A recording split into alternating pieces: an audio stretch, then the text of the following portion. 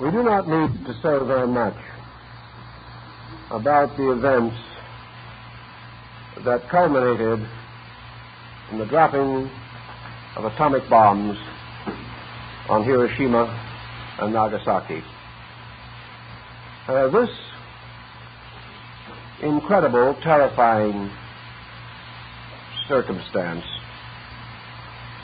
touched the whole world and resulted in the worst psychological panic we have ever known. Something happened that wasn't fallout. Something happened inside of nearly every human being. And the more thoughtful and conscientious the person was, the more desperately he was affected by this tragedy. In the years immediately following the conclusion of World War II, many prominent citizens, leaders in every walk of life, spoke their minds and their hearts on the subject of atomic warfare. They warned us with deepest sincerity that we were on the verge or brink of a condition so serious that only the ages could reveal the full import. Of course, one point was obvious even in 1946 and 7,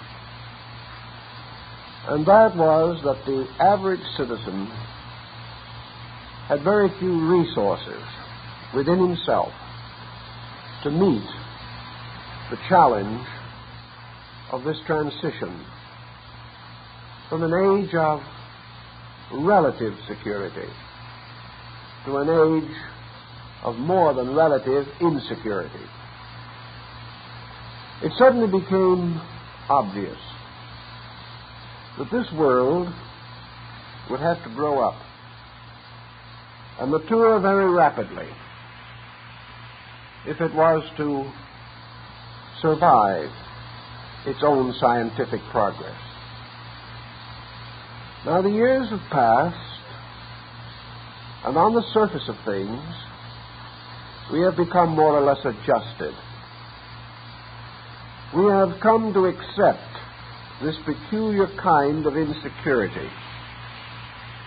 Perhaps it was not very much greater in fact than the way we had previously lived. But the soul of man was hurt. His conscience was hurt. His sense of right and wrong was offended. Actually, we have always lived very close to the shadow of death. And on our streets and factories, death strikes every day. Yet this was something a little different. It was something that was almost too big for us. Something that seemed to reach out and make useless and worthless all of the common efforts that we could make to grow and be better people. As this situation gradually settled into our subconsciousness, we began to find that that which goes in must come out. We began to realize that in many ways our conduct was different. Something had been established within our own psyches that made it impossible for us to again be what we were before those fatal days. And as we watch what has come out of man in the succeeding years, we realize perhaps more really and more completely the degree of damage from which we suffered. One thing is obvious to nearly every thoughtful person, that from the time of the atomic fission, Western culture, Western civilization, more than that, world culture, has slowly seemed to decline as from some kind of sickness in itself. We have lost anchorage in values. We have lost sincerities of purpose in leadership, in industry, in science, even in religion and art. We see as surely the scars of this occasion as we can observe the motion of the stars in the rings of trees. All of these changes man has had to face.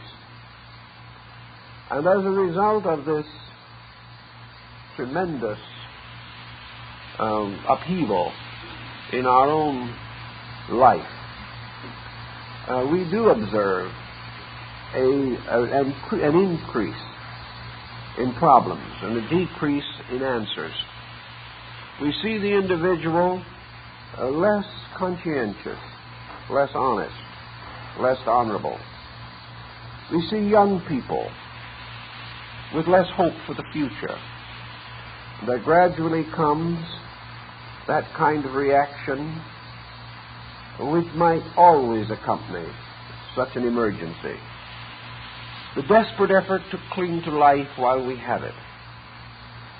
The lack of long-range planning. The insecurity of home and the rebellion of children. Everywhere this disillusionment has struck home.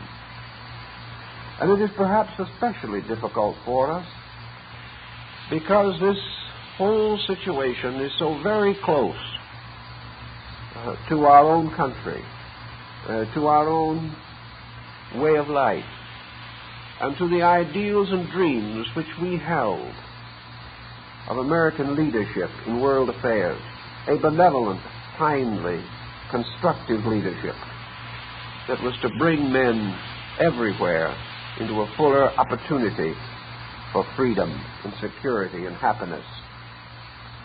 Some way we took this very seriously, probably because it was the result of the ingenuity of our own people. Yet, what has been done cannot be undone. And we have to try to understand in some way the reasons for what happened and how these reasons must be valid and how there has to be a great purpose in the things that happen to us. If the atomic bomb worked a terrible hardship upon our egos and our souls, it should also have brought to our immediate attention something that we have already at least begun to forget. And that is that there is no security in this mortal world. All that which is born to die. And whether this transition occurs in the fullness of years or in the prime of life, it is inevitable. Therefore, actually, the atomic bomb did not invent death. And since those blasts, we have killed many more people on the highways of our nation than died at Hiroshima and Nagasaki. But these deaths on the highways seem to be sort of natural deaths, if we may dare to say that any death is more or less natural. Thus, in our psychic stress and shock, we were confronted by facts that we have always known. But these facts came upon us so cruelly, so intensely, and so dramatically, that we were not able to cope with them immediately. Some of these facts we must review now, because they are essential to a real understanding of the world in which we live and in which we have always lived.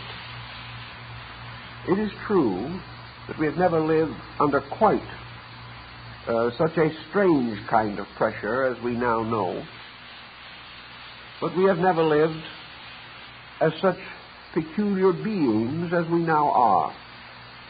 It all fits together to make a picture if we can assemble the fragments.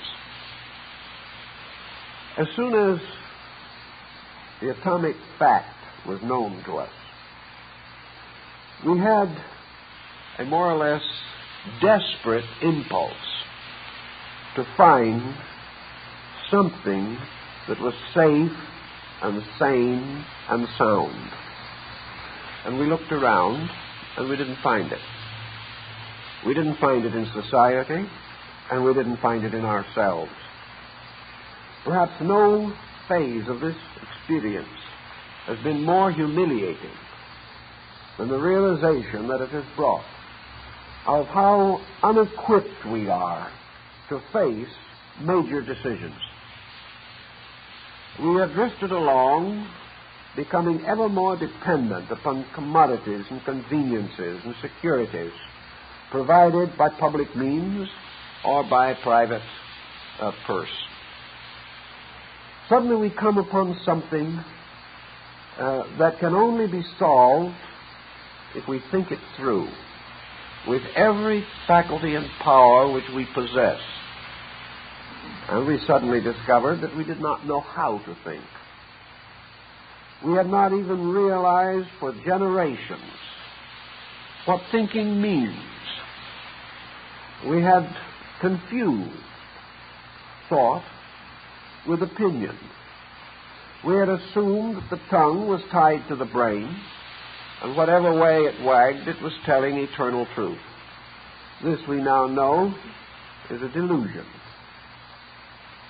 We also realized that for years the philosophy departments of our universities were poorly attended.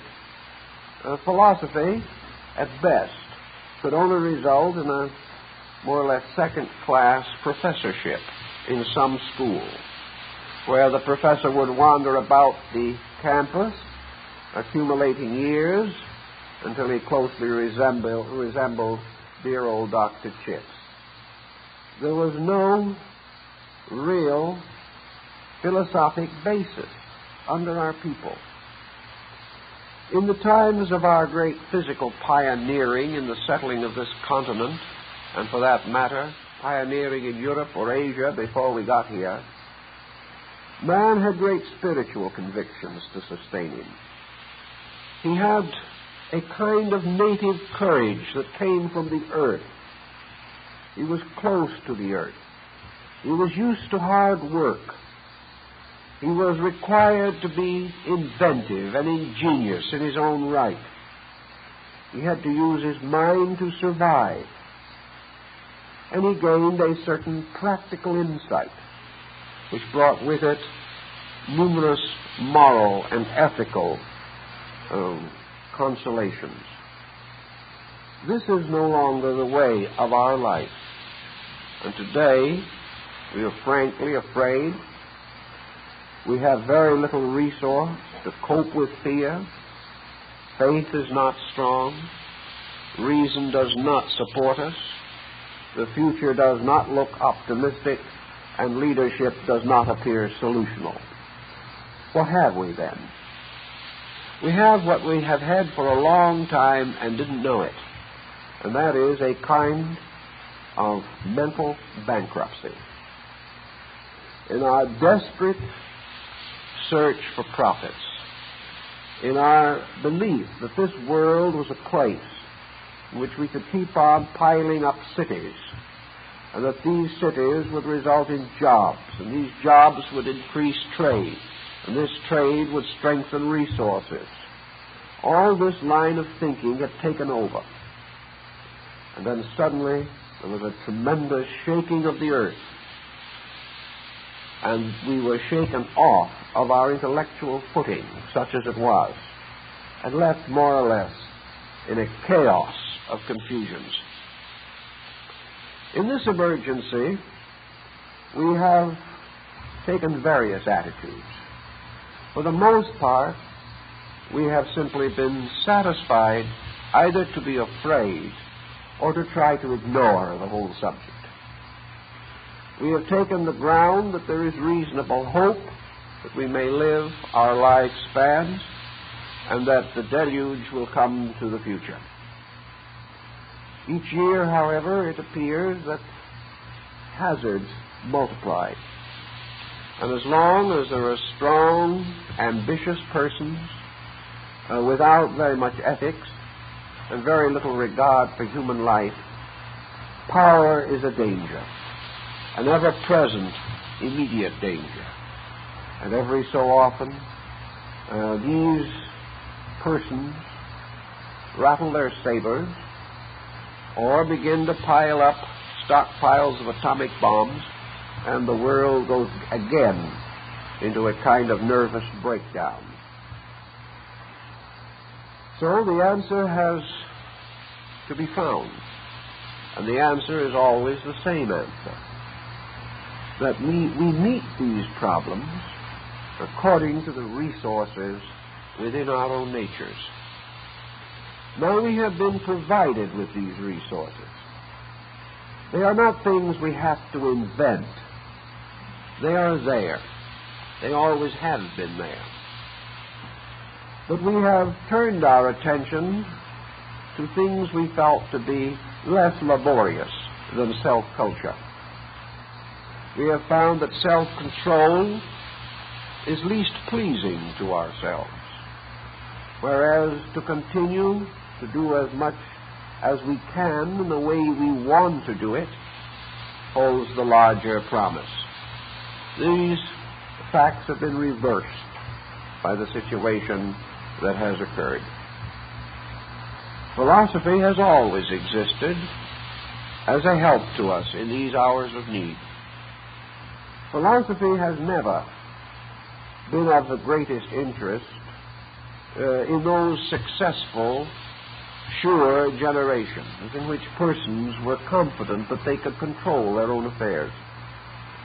Philosophy has always been most vital when peoples were under stress and the need for serious thoughtfulness increased rapidly. Philosophy was once a noble and beautiful institution.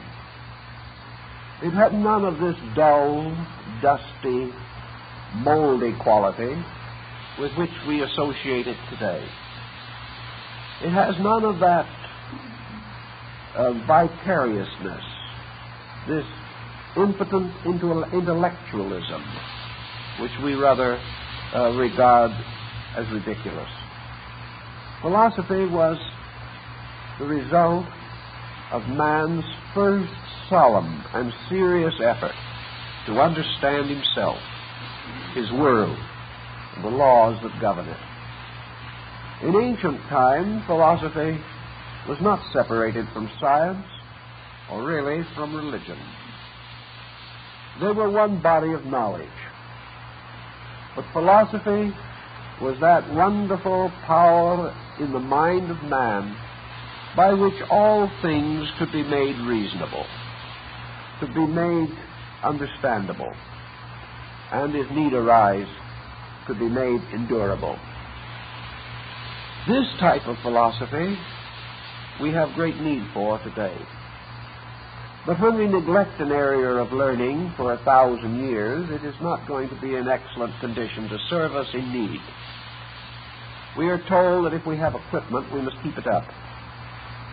Philosophy is the most neglected part of man's equipment. It has been allowed to fall into the hands of professional thinkers, much like the sophists of old, whose primary concern is merely to perpetuate their own intellectual contemplations. They have made a life of intellect. They have resolved that to them the most interesting of all worlds is the world of thought. And in this world they live and move and have their being. And in this world very often they also drown, because the world itself has narrowed down to the intellectual contemplation of imponderables is of very little utility, the way we have nursed it in recent centuries. But now, the word philosophy must have a new meaning. It must mean the ability of the individual to think through the emergencies of his own life. It must represent a kind of equipment within us by which we can actually solve problems, by which we can reindoctrinate ourselves with those principles that we need in order to be adequate human beings. So when the bomb went off and all these things happened, and the dazed world tried to understand, a well-established policy was first followed. Everyone more or less, at least symbolically, raised their eyes or their hands to heaven and said, "What have we done to deserve this? Why are our miseries so multiplied? Is it that, like Job, we are to be tested again? Why were such things permitted to happen? How was it that a kind, well-intentioned, good-natured, honest, honorable world found itself in such a mess?" The answer was very simple. It had never been a kindly, good-natured, honorable, well-intentioned world. It had that same kind of innocence that spreads across the face of the small boy who has just been in the jam jar. He was in the jam again, but not the jar in this case. Actually, the atomic bomb was one of the inevitable consequences of man's instinct to competition. War is the most destructive form of competition.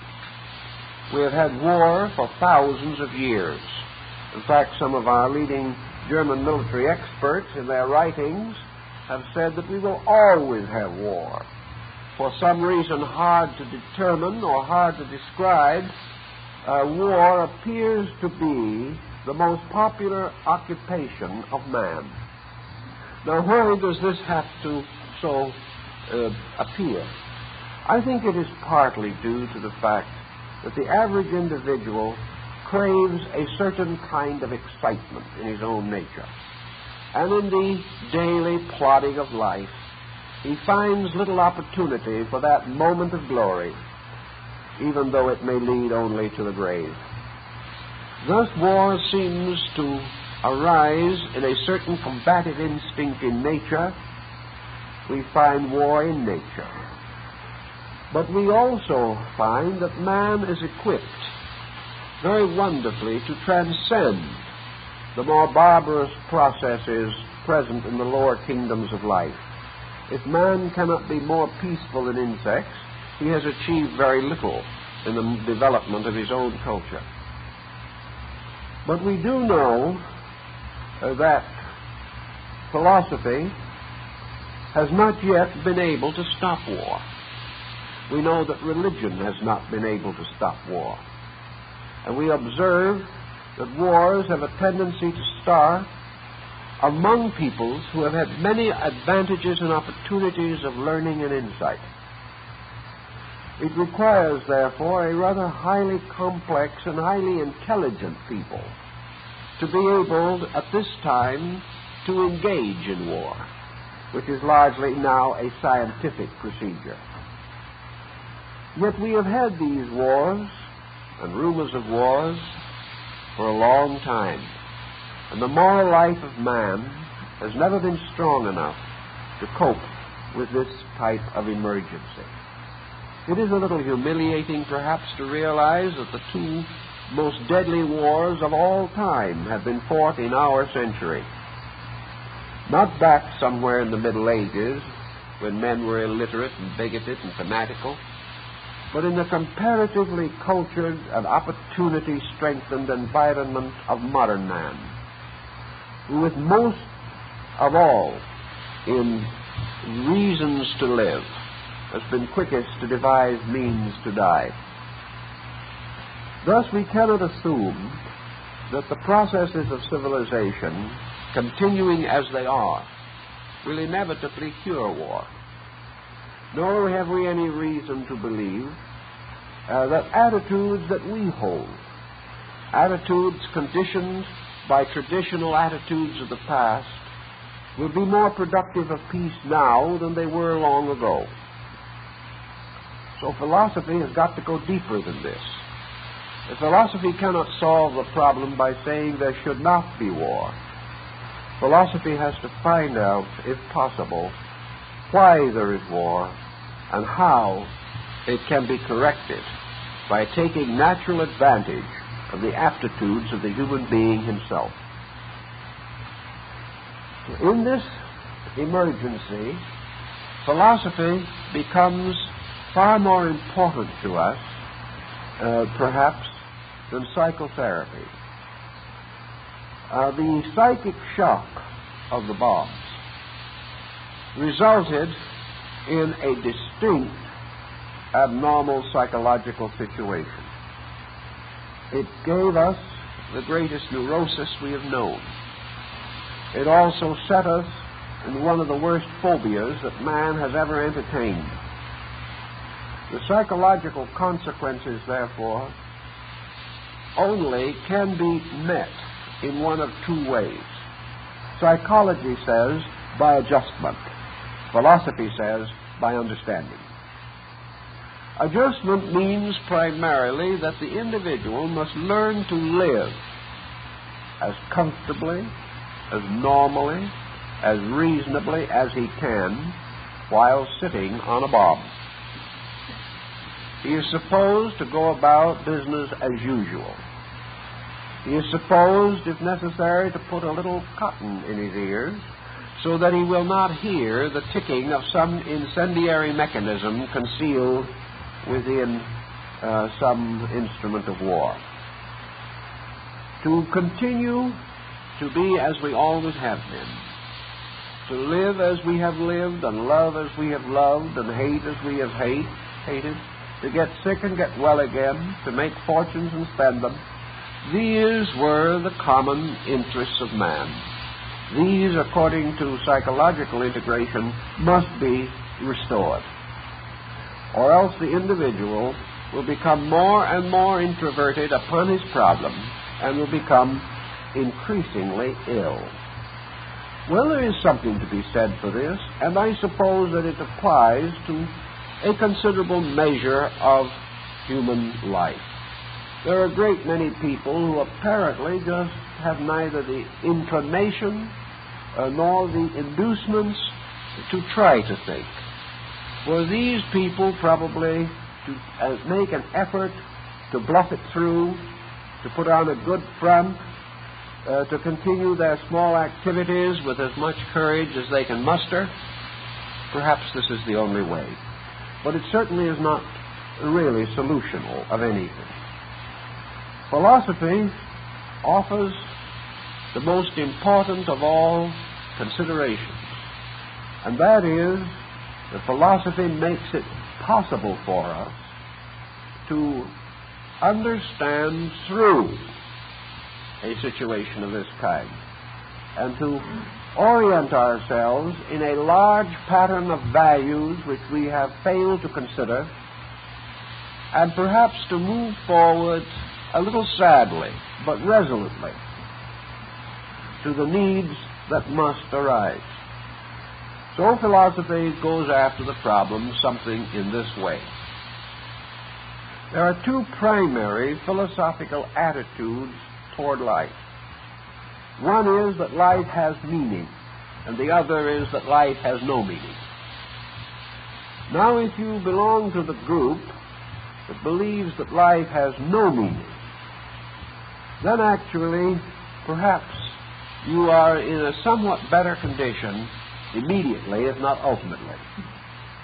If you do not believe in the meaning of life, then you cannot believe in the meaning of your own life. Consequently, how long you live has very little to do with any valid fact. If you have no meaning, no purpose, no reason, no ultimate beyond the day, then if you are snuffed out this week or next week, is not too serious. The sooner you go, the sooner you no longer have to pay taxes. And I actually know individuals who have committed suicide so they would not have to pay taxes. Now this is one way, of course, of getting even with the government. But it's not, we will say, the most popular way. Evasion is more popular. Now, if you believe that there is no reason in this world, and if you pass this concept on as a heritage to your children, so that they will live without reason, then life becomes a small pattern of profit and loss. Life becomes a very insignificant thing. And the life of the individual is not more meaningful than the life of a blade of grass that we trample underfoot. The universe doesn't care whether we exist or not, for according to this viewpoint, the universe itself is a vast expanse of mechanistic unknowing. It goes on like a machine, age after age, millennia after millennia, era, age, epoch, following each other, but it isn't going anywhere, and it didn't come from anywhere, and it has no particularly valuable reason for having existed in the first place. Somebody started it, nobody knows when, and nobody cares. Now this, of course, has a certain simplicity about it. It is so simple that it is obnoxious, but a lot of people try to live by it. These people should never be in a panic over things like bombs, because after all, the bomb is only important because it seems to interfere with something. If there's nothing to interfere with, it isn't important. It isn't important to a man on his deathbed that a bomb will fall 6 months after he's gone. And if the individual is going nowhere and will never have any memory of how he died or what the conditions are in the world that he left behind, and he will not even have a memory or a thought concerning his own descendants, having descended himself into this quiet oblivion, what difference does it make? Now, this type of thinking has gained a certain amount of strength, and we have some existentialists who feel quite keenly about it. The only difficulty with these people is that they are a bit unreasonable or inconsistent in their own attitudes. If life isn't going anywhere and isn't going to amount to anything, why is it that these people are so desperately anxious to live while they are alive? Why does this clinging to the moment mean so much to the individual if the moment itself is nothing? How are we able to get so tremendously worked up over spreading the gospel of unbelief when it makes no difference whether we believe or do not believe? We will all forget and be forgotten. So we go out very much to champion the cause of our own non-existence, a rather, shall we say, profitless undertaking. If, on the other hand, we are internally convinced, and I think that most persons who are not sick in some way have a conviction in themselves that there is a reason for this life we live, that materialism is itself a byproduct of psychological sickness, that the individual who psychologically is so poorly adjusted with life that life is only hurting him continuously is the individual who also is attempting to commit a kind of psychic suicide by destroying his own vision of his own purpose and continuity. He is hoping for oblivion because he is unable to cope with meaning. If, however, he has a tendency to cope with meaning, then he is very likely to gradually line himself with the idealists, the individuals who are convinced that life has a meaning. Now, between these two poles, or opposites, so to say, A number of bridges have been thrown at different times during the course of human experience. We have tried to, so to say, sit between two chairs and have only succeeded in falling between them. We have tried to take a little of materialism and a little of idealism and stir them up and make some kind of an acceptable brew that had some flavor in it. This particular type of mulligan, however, philosophically speaking, has never been very much good when it was called upon in an emergency. The idealist stands on certain principles, and these principles are sustained by an archaic, archetypal conviction inside of man. As a result of this conviction being innate, being essentially part of our own humanity, as essential to our existence as the power to think or to feel. Because we have this conviction, we are naturally inclined to accept the significance of purpose. And this acceptance has been universal among peoples. No civilization has ever risen to any height or sustained itself on a cultural level for any length of time without this sense of interior life purpose. And very few individuals have ever succeeded in this world who did not sense purpose in themselves or realize a certain dedication to a concept, a conviction, an ideal, a principle, a belief, or a policy which was important. Now, if we finally line ourselves with the vitalists rather than the mechanists, with those who believe in value rather than those who believe in nothing, then we are on a bit of a dilemma regarding our own weaknesses of character. So we try to rationalize this in the terms of what the modern world has in the form of its philosophical heritage with which to meet this tremendous imponderable that is becoming a little more ponderable all the time. If the universe has a purpose, how is this purpose established? Is there at the root of existence a plan? Does this plan exist in the mind of a planner? Is there some will operating in space by which all things, by willing itself, are moved into the patterns and relationships that are essential?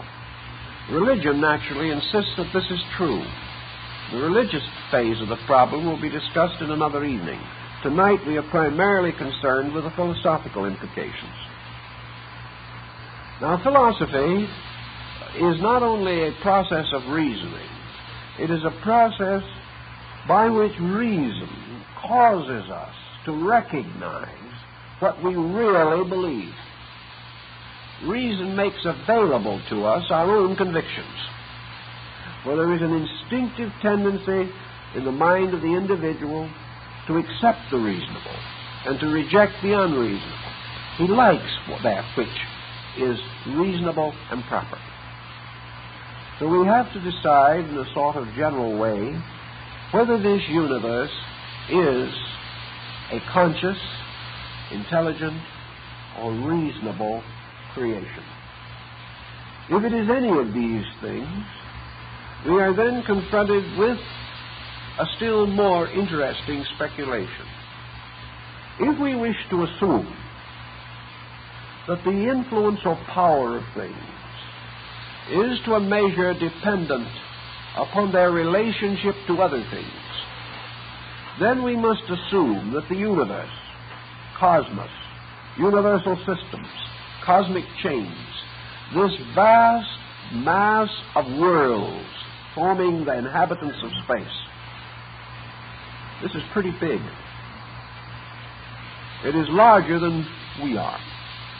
It is infinitely more powerful. And as far as we can conceive, it would be impossible for man to thwart the purpose by which the entire motion of existence is maintained. We might be able to blow our planet out of its orbit or some minor little thing like that.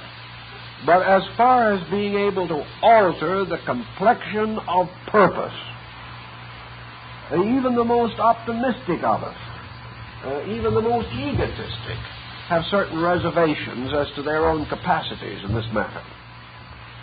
It becomes pretty obvious that this universe is run by an efficient process of law, that these laws are unchangeable and not to be corrupted by man, that these laws are infinite and eternal, that these laws are adequate to cope with any situation that can arise within the infinite processes of existence. Science is even suggesting a little now that probably the atomic fission which we have achieved is not the first example of this in space.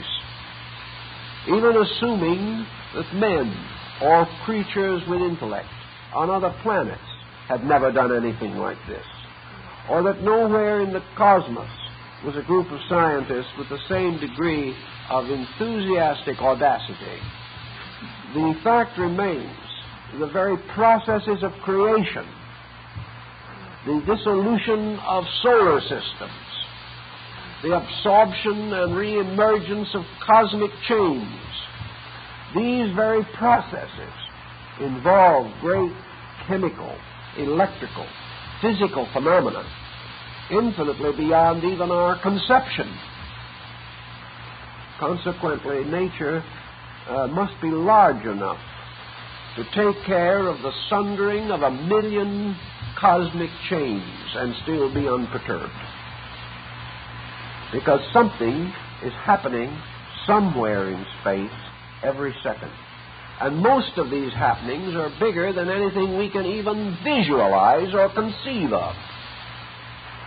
If, therefore, there is a plan and a purpose, it appears to be large enough to take care of itself. In this it differs from man, who has never been large enough to take care of himself. If the universe, therefore, has in it some natural policy, we are then in ethics compelled to assume that whatever this pattern is, we must call good. Because it is impossible for us to conceive of something that is all-powerful and not good. Even if to the inhabitants of some other cosmic chain far, far away, the policies of this one might not be acceptable, still, for us, the way of the existence of which we are a part has to be good. There's no use arguing with it. If we want to call it bad, we can. But even beyond good and bad, it simply is. And about this fact, there's nothing we can do. Perhaps then we may say that our personal interpretation of good is that we come into harmony with this plan and follow its rules and dictates and gain certain security through obedience to that which we cannot disobey and survive. Thus, good sets itself as one of the natural attributes of the creating power in which we have our hope. This power, philosophically considered, takes on the aspects of mind. It is infinite mind, universal mind, cosmic mind. And by extension, we may assume that it is also cosmic consciousness. For consciousness as we experience it is never entirely separate from mental phenomena. So at the root of existence there has to be a mind or a mindfulness in which this plan exists, and by which power this plan is perpetuated and continued through the infinite durations that we can barely seek to define. We cannot really experience them at all. So the philosopher moves on to the ground that the universe is real, that its laws are real, that its principles are essentially just, and that everything that happens in nature happens for a reason, and that it happens because it is necessary for it to happen, or in some way that which occurs is acceptable to the plan, even though it may not be acceptable to man. Man, having somewhat an overestimated sense of his own ability to interpret the universe, cannot always justify nature. But he still has to abide by its edicts, whether he likes them or not. If then a thing like evil arises in our experience of the universe, it is like the ills that arise in our personal experience. They represent our own inabilities to accept or adjust or obey, but they do not constitute weaknesses or failings in the cosmic plan itself. Philosophy, therefore, actually more or less assumes that the creator of things is the real or only true philosopher, and that therefore everything that this creator does is wise, thoroughly thought through with a wisdom that transcends human comprehension, and that consequently our problem is not to shake our fists and say why, in the sense of why does it happen. Our problem is to thoughtfully attempt to discover those reasons by which the happening has become inevitable. Now, if we think a little bit, we can do this pretty well with the problem of the bomb. We know that the bomb is a perfectly natural evolutionary progress in military armament. We know that day by day, century by century, we move from a rough stone hurled by hand to a slingshot, to a hatchet, to a bow and arrow, to a spear, a lance, a javelin, finally to the beginning of machines of war, to the invention of gunpowder, round shot, shrapnel, many things of this nature, finally the comparatively primitive bombs of the last century, and at last to the present situation. This has been the natural growth of man's means of destroying. This growth would not have been possible had man not continually excited it, made it happen, in the causes which he regarded to be righteous warfare. He used these means either for defense or offense, and he was perfectly willing to keep on doing these things and creating new instruments until he suddenly reached the point where the instrument turned on him, and he discovered something so powerful that he became afraid of his own ingenuity. This is a perfectly natural procedure, just as natural as the growing of a child or the unfolding of a business policy. This was nothing exceptional, remarkable, or incredible. It was simply the fact that man had his eye on destruction, and he kept it there. And he became ever more proficient in the perfection of the means for destroying. Thus, it is not something that fell out of heaven, or something which the devil whispered in his ear. It is something by which, gradually through the ages, he has sought more and more means for enforcing his demands and exploiting his fellow men. This situation, therefore, is little more or less than poetic justice, that it should come back upon him as he himself sent it forth. These facts, however, are not a great deal of consolation as we ponder the newspaper at the moment. But there are certain consoling principles that we have to bear in mind. First of all, philosophy teaches us that everything in the universe that is real is indestructible. Even science takes much the same attitude. If man wishes to regard himself merely as an animated body, and chooses to decide that if this body is blown up, that is the end of him, this is his choice. This is his interpretation. This is his learned and unreasonable answer to very definite problems. But the fact that he takes this attitude does not make it true, nor does it make it inevitable or factual in any sense of the word.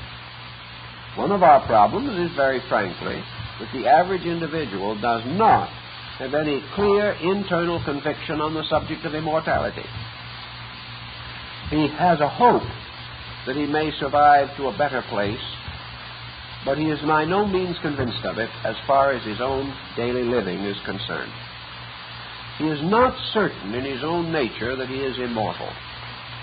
This uncertainty is racking his life desperately at this time.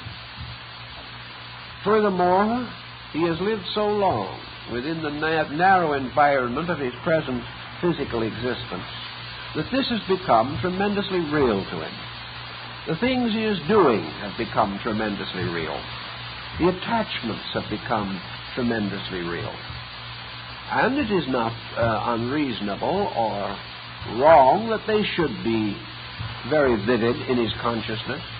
But as Buddha pointed out 2,600 years ago, as long as we make this world the sovereign reality and the conditions that exist here the most important things in our lives, we are going to live forever on the brink of ruin. There's no escape from it.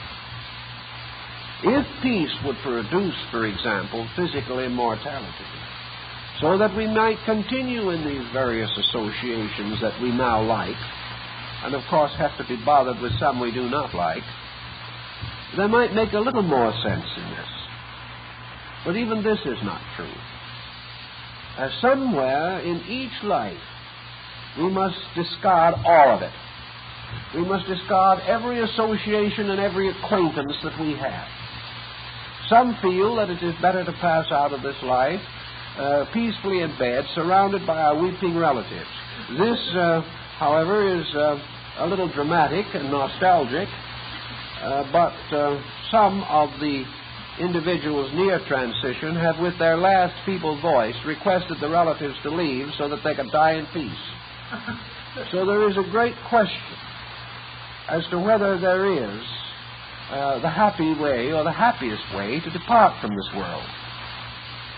But one thing is certain, regardless of how much money we have or how little, regardless of the status which we attain or do not attain, we are ultimately to depart into that quiet and peaceful area which Gray describes in his elegy to a country churchyard. This is the end for physical life as we know it for the person. If this then becomes a fact, and we all finally accept it when we write our insurance policies, then why do we build such a tremendous psychological pressure over this situation? Why not admit that we are here, that we came from a previous state of existence, and that we will go to a subsequent state of existence? While we are here, we pass through certain experiences. It might possibly be a bad marriage, or it might be an atomic bomb, but they're both unpleasant while they endure. We may have grateful or ungrateful children. We may rise to station or continue in obscurity. But we came, we are here, and we will depart. Our real philosophic interest, therefore, is concerned with this power, this thing, this being that comes, abides, and departs, and not with the carcass that is going to be laid away in one of our better mausoleums. This division, therefore, between the person and the body, this recognition that man is a being, that man as a being has had an eternal existence and will have, that man as a being has gotten himself into trouble since the beginning of the great cycles of existence, and will probably get himself into trouble for a number of cycles into the future. But that by some wonderful machinery of the infinite, man has never been able to destroy himself. And in spite of all his noblest efforts in that direction, he never will. If we can begin to get this philosophical concept so magnificently expounded by Plato and Socrates, and also so clearly enunciated by Buddha, we are in a much better condition to face the simple fact of life. And that is that we must all face transition, regardless of how it comes or where it comes from. And that therefore our primary purpose in being here is to live and to learn and to do and to grow and to help, with the full understanding that when our allotted time comes, that will be it. If we accept this as we accept other evident facts of nature, we will not be in a pandemonium over a particular incident that may arise. It was a tragic circumstance that two little boys were buried in the collapse of a little cave or tunnel they had built, or others had built for them, a few days ago. We know what this meant to the suffering parents. We know what this meant to the little ones themselves, to be thus suddenly rejected out of our mortal way of life. But was anything killed, anything actually destroyed? Is this a tragedy in nature? Or is it simply an incident in a life that is so magnificently surrounded by protective machinery that true tragedy and real tragedy is impossible? If there is a tragedy at all in this universe, if there is a tragedy for man in this world, the real tragedy is that he shall leave here no better than he arrived. Is in turn offering certain choices. And the principal choices in each case are the choice of acceptance and the choice of rejection. And when experience is accepted, we move forward. When it is rejected, we start over again, because we will continue until it is accepted.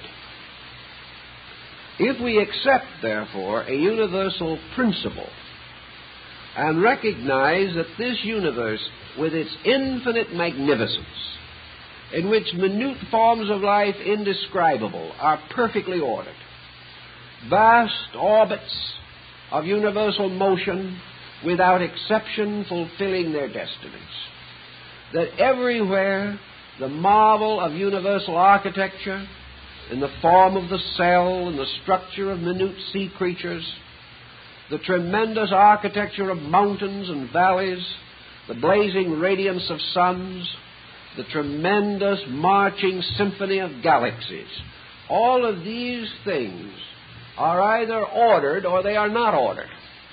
And we cannot look upon the universe. We cannot watch the calendar.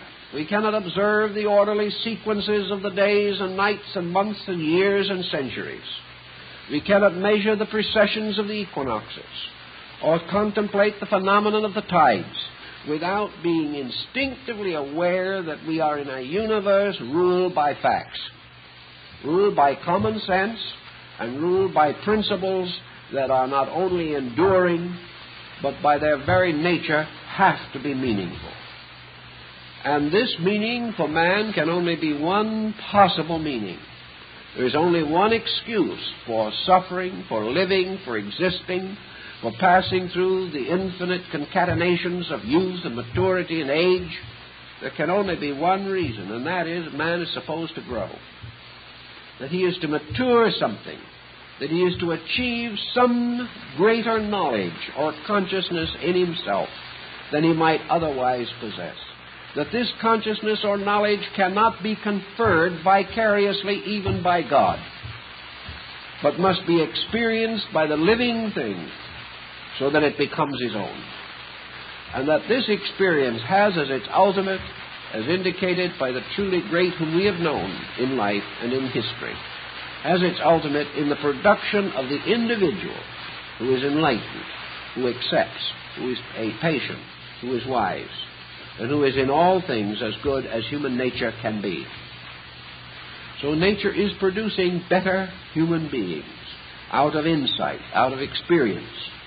And through experience, man has his magnificent opportunity to grow and become a truly perfect creature in this world of which he is a part. So philosophy insists upon this basic realization. And also that there is in nature a law relating to causes and their effects. That everything in nature has to be exhausted in its causes before its effects can cease. And that each effect may lead to further causes by a process called in Buddhism the nidanas. In this process, each of us, in solving a problem, creates a new one. In attaining a certain level of insight, becomes immediately responsible for the attainment of a further level. Thus, nature is everywhere operating with justice. And justice means always that good must be rewarded, and that the works of evil must be corrected, and that the individual who through ignorance or through perversion betrays the laws of the universe of which he is a part, or violates them in his own action, this individual must be corrected. And correction must be impersonal, universal, and inevitable. And to achieve this, the universe has set into every pattern of existence its own consequences, so that a thing done inevitably produces a result like itself, for this result comes from itself. It is not bestowed upon it arbitrarily by some judge in space. All things have their own consequences within them. And when we set these actions in motion, their reactions are similarly vitalized and become immediately and inevitably associated with their corresponding actions. Consequently, the history of man is the history of man's motion from one problem to another, and the times in which he has evaded solution or has corrupted solution. And these times have in turn been followed by periods of affliction and adversity, in which the very things he did produced their harvest in their own likeness, and the man who enjoyed the deed did not enjoy the reaction that resulted therefrom. Philosophy, therefore, invites us to investigate the nature of action, in order that we may not at any time set in motion actions the consequences of which are difficult or impossible for us to sustain. Thus we have this pattern moving us and moving with us through the mystery of space. There was never a time in which we needed to have an intimate and rather friendly and loving relationship with space, as we now need it today. For actually, these mysterious laws operating beyond us, but also within us, are the only hope we have. They are the justice which we seek in vain among the works of men. They are the eternal principles of honor, which cannot fail, even though the conduct of men may be dishonorable. And we must sometime make a choice, a very simple but direct one, as to whether we are willing to accept the universe and abide by its principles, or whether we shall go on rebelling and resenting and denying and criticizing and condemning. This decision is up to us. Now, if we decide to accept and take therefrom a certain natural strength, we observe that our psychic integration immediately improves. We are healthier and happier when we accept the best that we understand than we are when we resent the bad which we assume to exist.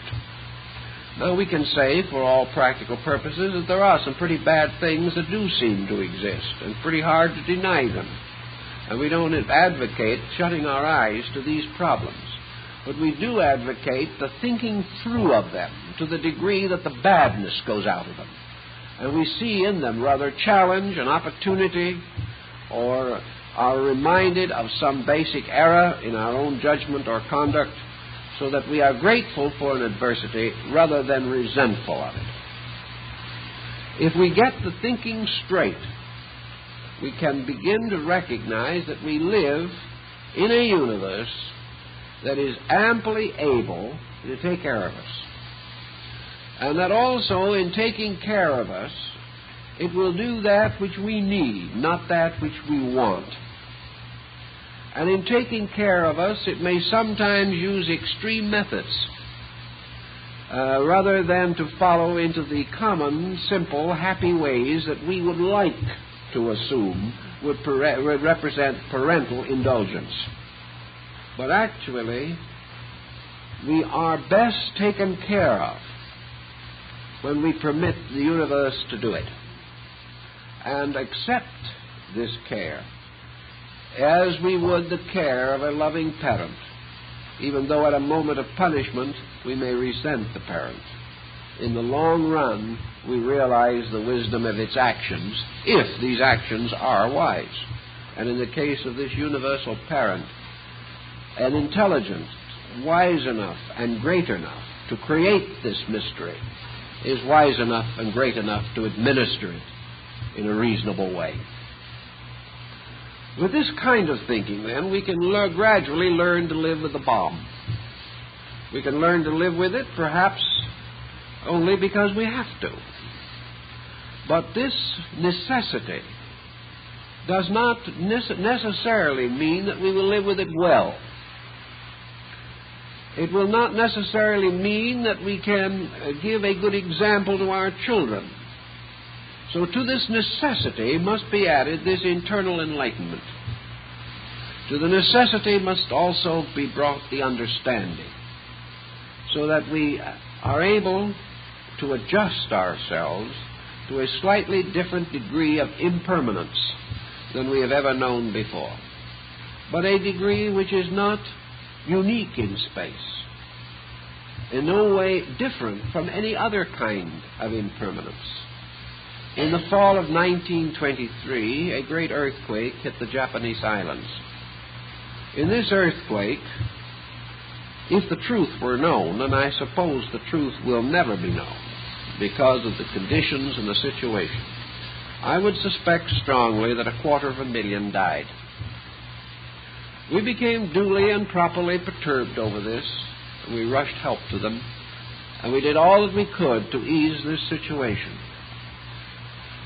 But this emergency was just as great as an emergency caused by a bomb. In the Lisbon disaster, about 150 years ago or something like that, between 70 and 80,000 persons died in a few hours. There have been earthquakes in Asia, for example, that have shaken and torn to pieces areas larger than the United States in one quake. These things we call natural phenomena. And if villages and cities and towns are swallowed up, rivers are turned from their courses and inundate cities, or in another way, if cholera moves across Asia, as it frequently does, there have been years when cholera alone has taken 8 million lives, these things do not seem to frighten us so much. We don't want to be there when it happens, but it's a line or two in the newspaper underneath the football score. These things we take for granted, so that actually life to us subconsciously is not viewed as we consciously view it. Life to us is a perishable commodity. We know this, and we adapt to it in any way that we can. But the bomb is different. The reason why the bomb is different is because man is responsible for it, and he has the guilt of it on his own soul. He has no guilt for earthquakes. But with the bomb, he suddenly feels that he himself is destroying his own kind. That this whole thing is a sort of dishonorable suicide. This hurts him. It hurts him because man has always wanted to be regarded as the noblest of creatures. He likes to think he is far above the animal, far more advanced than primitive peoples, that he has a marvelous record of progress, and then crash, this thing explodes in his face, wiping away all his progress as far as its own psychic overtone is concerned. Perhaps we have to help man in this dilemma. Help him to realize that although he has done this thing, all he has really done is built another kind of a castle in a sandbox and knocked it down. That actually, just as surely as he has overestimated his attainments, now he overestimates his own destructiveness. Well, what can he destroy? Nothing that worms would not ultimately take away. Someone said not too long ago that there was a killer loose in the world that was more terrible than anything that we could command or imagine, and that this strange, insidious thing would, in the course of the next 100 years, take 3 billion lives. This killer is the death rate. We don't think about that too much, but we didn't create the death rate. It is this moral thing that has come down to hurt us. It is this thing within ourselves in which we suddenly stand face to face with a kind of savagery and become aware of the atavistic tendency of our own conscience and our own consciousness in its lowest and least unfolded condition. So now we have to live with these facts also. We have to live with a philosophy. And the philosophy tells us very simply that the reason why man could create the bomb is because man forgot the most important part of his heritage, and that was the heritage of beauty and truth and love. That with all his haste and development, he considered canons to be practical and love a vanity of women. He considered good armament necessary, good ethics not necessary. And so by degrees he bound himself to the causes of death, feeling that if he could control life and death, he could control man. That the one threat he could hold over the head of any man is the threat of death. And that for most people that threat would bring them to their knees. In the desperate effort to live, men would sell out everything that is real and valuable in life and simply cling with their fingers dug into the earth. Cling for a little longer to this right to be physically alive. This was the power of death. This is the power of death that Jesus sought to tell us had no longer any authority. But we didn't understand. We didn't know the meaning of these words. We did not realize that death would be swallowed up in life. We were unable to orient these facts. Now we've gone along and we've had a fairly successful century. We have made a lot of money. Look like stocks are picking up a little. But the rise in stocks isn't as cheerful as it used to be. I heard a man say yesterday, they're going up, but why? They're going up because it looks as though men would die. We're learning. And we have to learn a lot more. We have to learn the lesson that we refuse to learn in love. We have to learn this inevitable tragedy of the individual ignoring those values in his own consciousness which alone make him human. So if we can't do it, and if we won't do it, and if we insist upon playing chess with human life, then we are breaking the rules And it is necessary for us to discover the meaning of this in universal terms. But the fact that we may be seriously chastised for a very serious fault, because the universe has been more than patient with man. He has been a nuisance from the beginning. And many have regarded him as the most vicious parasite that was ever produced by nature. He has plundered everything and restored very little. He has given little of himself to the advancement of life, but has taken from life everything he could get. Nature says, this isn't cricket. This is not the way it's done, my friend. You had all kinds of wars, massacres. You have seen tragedy, sickness, crime, and death, but you've done nothing about it. You've gone merrily on your way, saying to yourself, I can make a profit off of this war, and it'll be fought somewhere else. Nature says this won't work. And so now we find a more severe evidence of our own mistake. Now, everyone is not involved in this mistake. Most people, as individuals, do not want to go to war. On the other hand, most people also in their various ways have been affected by this situation. War, in a little way, can be simply called selfishness, self-centeredness, unreasonable ambition, cutthroat competition in business, the desperate effort at status. All of these things are of the same essential substance as war. They are all wrong. They are all false, and they are all dangerous to the common good of man.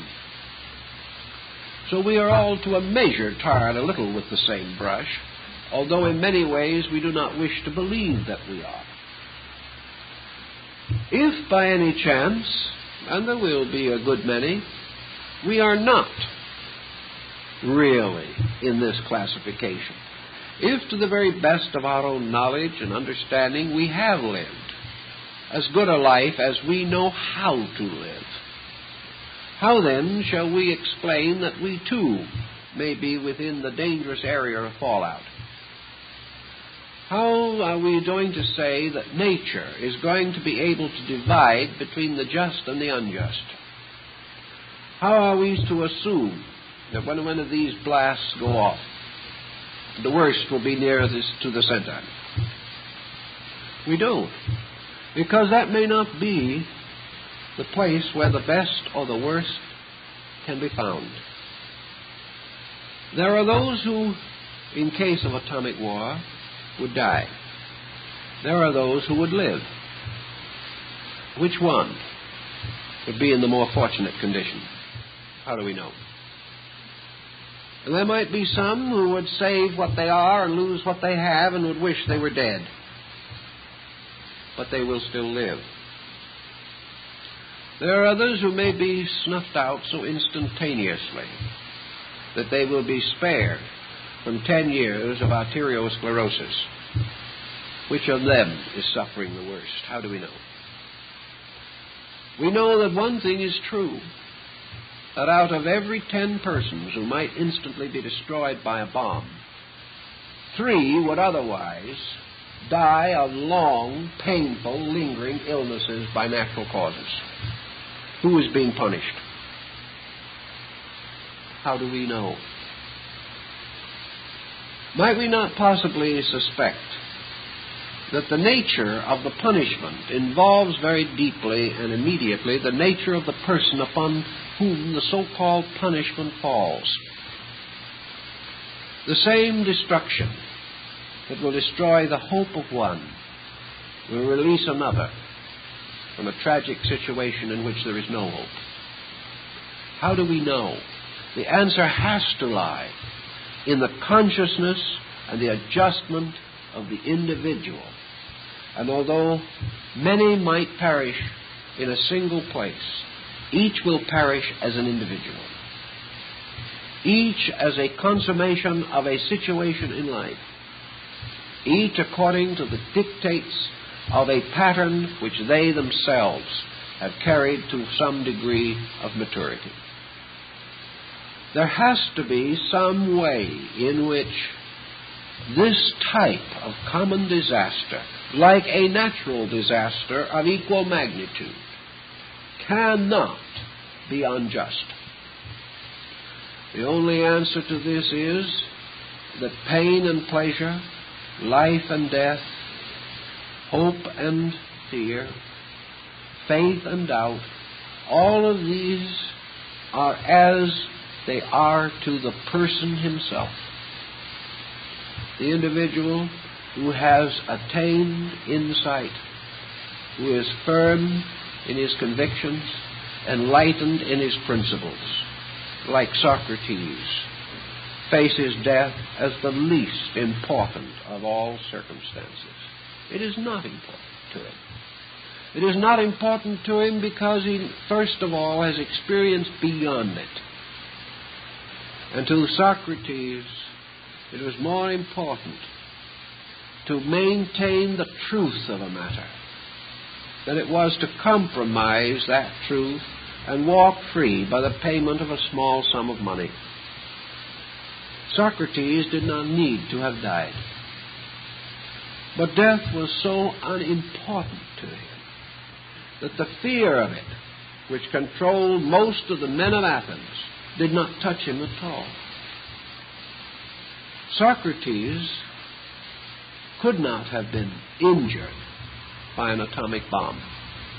He could have been killed, but he could not have been injured. Nor could this thing have caused in him any unreasonable anticipatory apprehensions. He would not live in daily fear of what might happen, and by this very circumstance live so miserably that if it did not happen, he then had no reason for life at all.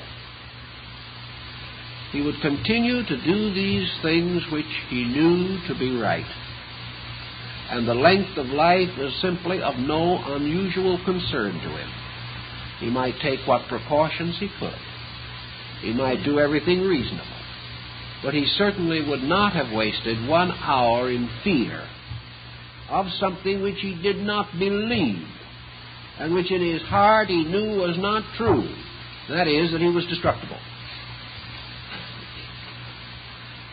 If then the individual, under the pressure of this tension, begins to look around, he may find these very answers, which in due time will be the end of war. Because war is valuable only because it destroys. It destroys your enemy. If gradually we realize that this is not true, if gradually we come to know that the conqueror must live on and remember, that the individual who destroys must live with his own act into the futures beyond time, we might very well have peace in this world. But as long as we believe materialistically that we shall go quietly to sleep no matter how many we have murdered, we have no true moral pattern. We have no reason for either goodness or evil, but we do see considerable reason to do as we please. Thus our philosophy has to come to our help here. And our philosophy, which can be a little bit of Zen and a little bit of mysticism, a little bit of Greek thought, maybe a tiny touch of Taoism from China, we can slowly build up a tranquility within ourselves that enables us to live without being scarred, without having something of a sickness creep into our hearts, by which all our values become pessimistic. In order really to live a critical, dissatisfied, antagonistic, disillusioned life, we have to be pretty poor in understanding of principles. We have to waste a lot of energy And the chances are, the way we're functioning now, we will, most of us, die of acidosis before any bomb ever gets us. We are breaking down and breaking up. We are continually anticipating the worst, and we are living under nervous tension and stress, which is so acute that we become obnoxious to ourselves, our families, our friends, and even downright strangers. This is no answer. It is all part of this insecurity pressure that we have within ourselves. We call it anything we want to. We call it mature concern over serious matters. But there's nothing mature about it, and it is far more jitters than concern. It does not mean anything. It simply means that we have not the courage or the immediate insight necessary to go out and think the thing through straight. Now, there is always a very good possibility that there won't be any bombs fall. There's always the very good possibility that man's subconscious has already learned a little bit, and that nobody really wants to be the one to drop the first one. There might be also rather physical advantages in being cautious, because as these stockpiles rise, it becomes obvious that the destroyer must himself accept a tremendous attack of destruction from his adversary. The thing is sometimes regarded as a bit of a stalemate, and perhaps it will never happen, that there will be an atomic war. This again points out that the greatest preventive power would be the gradual waking up of man to the magnitude of his own selfishness, his own stupidity. If he can awaken to what's wrong with him in time, he may save himself this entire terrible sequence. We sincerely and devoutly hope that he will be able to do so. But if he does so, it has to be because he makes some improvement in himself. He must understand more deeply. He must accept principles more honorably. And he must also stand by truth more firmly. He cannot achieve peace by selling out to the enemy, nor by compromise.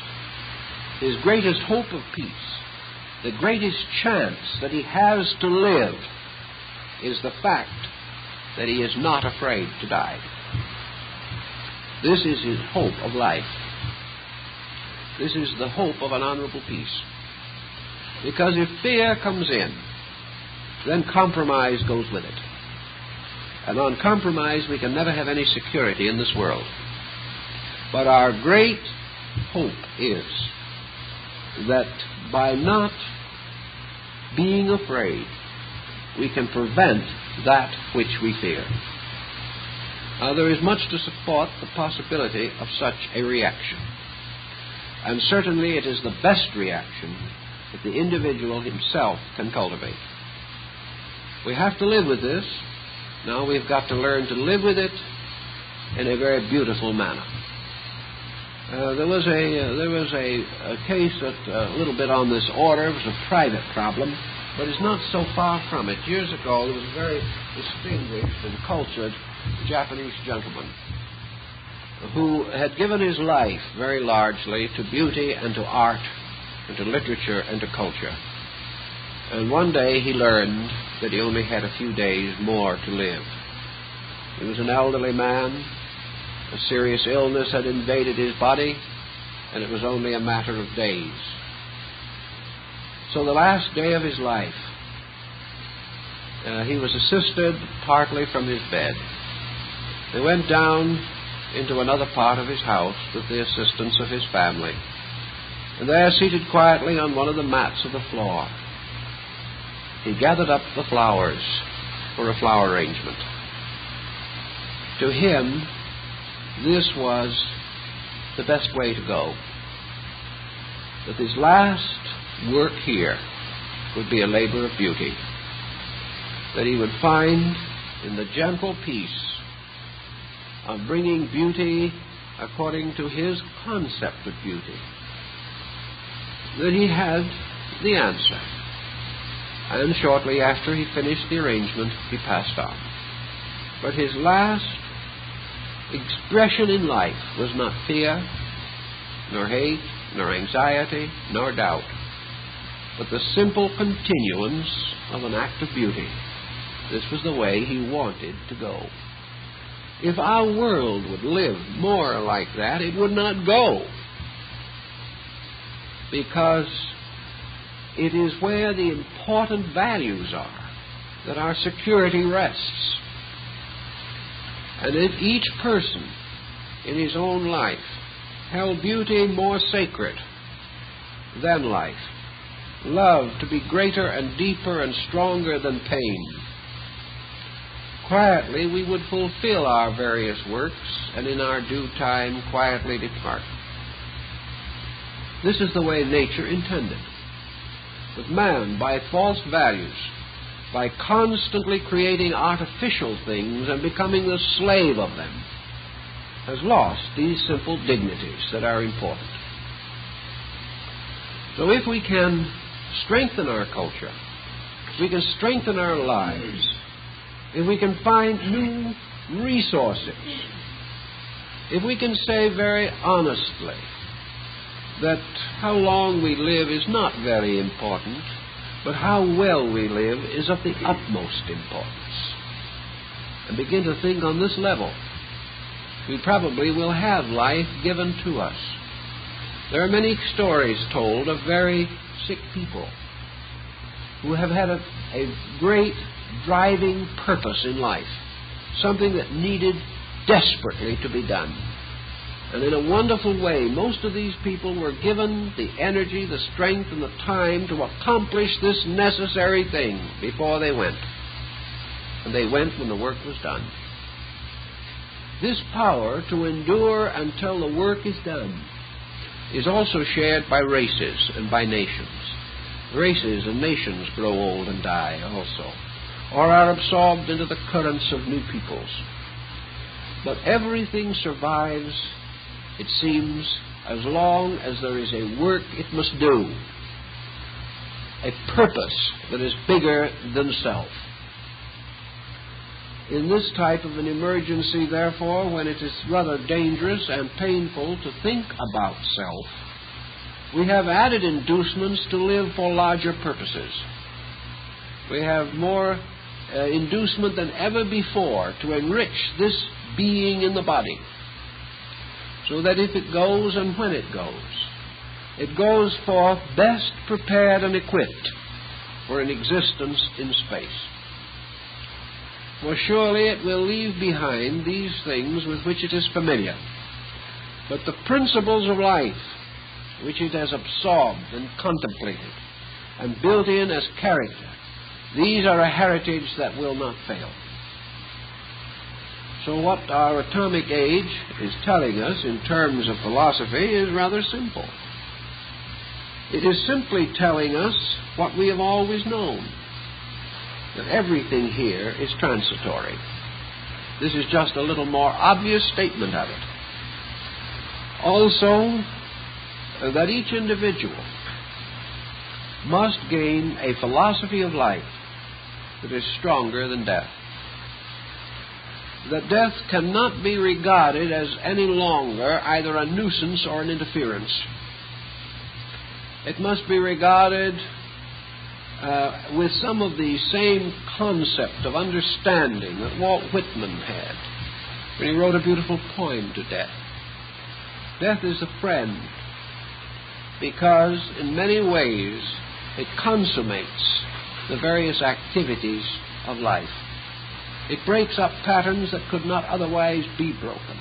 It releases individuals from cycles from which they can no longer release themselves. It moves the individual out of situations back into universal opportunity so that he may redirect his courses according to his insight. These changes are not disasters. They are part of the eternal life of things, of which transition is merely an appearance Suns, moons, planets die. Everything passes from an active to a passive state. Everything is objective and then subjective. These tides are forever turning in the universe. Our main concern is that when men interfere with this tidal rhythm, suddenly death becomes a terrible thing, because it is apparently caused by so terrible and horrible an instrument. But regardless of what causes it, it is the same. Regardless of what it is, each person must rise above it by an experience of his own consciousness. One of the Greeks said that all men in this world live for one reason, and that reason is that they shall learn how to die. There's a lot of wisdom in that, because death is one of the most honorable, the most magnificent experiences of life. It consummates life even more than does birth. And there is no episode between the birth and death that more gallantly calls upon all that we are, or more perfectly reveals both our strength and our weakness. So that in this issue we can move with a certain contentment, even in an atomic age, fully aware that nothing can happen to us that is not right, and that if it is right that this should happen, then it is because there is an end beyond far greater, that this is only an appearance, but that the substance behind this appearance is eternal good and eternal love, ever moving. It is always easy to see love in those who do things to please us, but we must also learn to see love in the wisdom of heaven that does that which is best. This is our understanding. This is what philosophy does for us. And this is how we can take philosophy and apply it to the problem of this time. And if we can apply it well, we shall achieve more than one end. We shall not only attain a quietude, a gracious acceptance of inevitables, which is the most important conservation of energy possible to us, but we will set a good example to a world that is shaken and rather sick about it all. For in these times, it is important that philosophy shall enable us to walk upon the surface of the ocean and say unto the waves, be still. This walking upon the ocean is man's ability to walk quietly across the surface of eternal change, unaffected by it. That the individual has the power to say to the tempest, be still. He also has the power to say to his own heart, be still and know.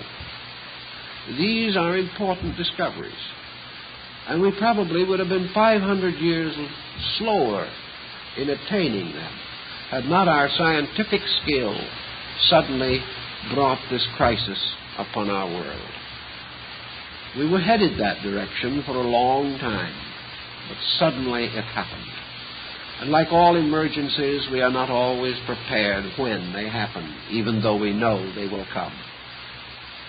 But this emergency is also our great opportunity, where it suddenly brings home to us the importance of all the neglected areas of knowledge, the wonders of religion, the beauties and truths of philosophy. It also causes us to come into great and clear insight into the true wonders of science, and how this particular thing is also the shadow of the good that man could do if he could turn his ingenuity to the service of his neighbor rather than to the destruction of an enemy. But we have learned that now that science can explore far into the mystery of life, and that can also make great and good discoveries if its conscience and its heart will lead it in the right direction. We are recognizing that we live in a world of powers that we never knew before, and we now must adjust to the right action of these powers. Part of the Bushido, or great code of the Japanese gentleman, used to be that a samurai carried a sword. And as Prince Toko said, the sword is a weapon. and it is a test of character. The gentleman will draw his sword to protect his honor, or to protect the honor of others. But the strong man is the one who wears the sword, but is too wise to draw it. He is stronger if he wears the sword, because then the temptation to draw it is more real. But his great virtue lies that holding it in his hand, he will not use it. Long ago, perhaps, Shotoku Taishi sensed something. Today, we hold in our hand a weapon far more keen than the sharp, curved blade of the samurai. If we are a gentleman, if we are wise, if we are honorable, we will use it to protect the good and to protect honor. But if we are still wiser, we will use this weapon as a symbol that we can hold it and not use it. And this is the symbol of our own self-control. And today we need that self-control. Never before have we had as great an opportunity to be good. For never before have we had such a ready means of being evil. So if we can hold this tremendous discovery in our hands, but be too wise to ever use it, we may gain a lesson that thousands of previous years have never been able to teach us. So we have to face these lessons, and we have to face the life that they bring. And in this time, realize that we were not left alone in our extremity like poor old Cardinal Wolsey. We are not left alone. We have been provided with all the means of insight that we have ever needed. We have available to us all instruction, all insight, all inspiration of beauty, truth, love, art, literature, ethics, and culture. These things are all available to us. The solutions are available and are at hand. We only need to reach out and take them. And the thing that must cause us to reach out is this something within ourselves that, waking to the seriousness of the occasion, chooses at this time to make the simple decision of right action. If this is accomplished, tragedy may well be averted.